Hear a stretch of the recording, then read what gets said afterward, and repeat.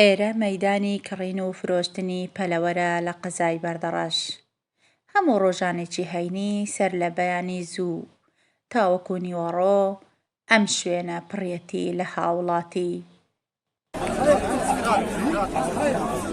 هەیانە بۆ کڕینی پەلەوەر، هەیانەش بۆ فرۆشتنی ڕوو لەم مەیدانە دەکەن.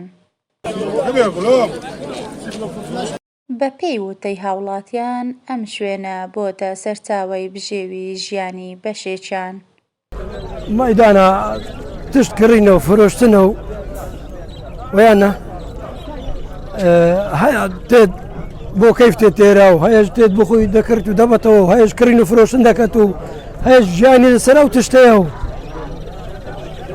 هەفتەیە جارێک تێت ژیانێکی لەسەرەوەیە کات 5,000 پێ بڕێت و مستەوە هەیەش وەڵڵاهی هەمە بەس بۆ سەبر تێنێرا هەیەش بەس بۆ کەیف تێنێرە و لە شوێنە جیاوازەکان کڕیار و فرۆشیار سەردانی ئەم مەیدانە دەکەن.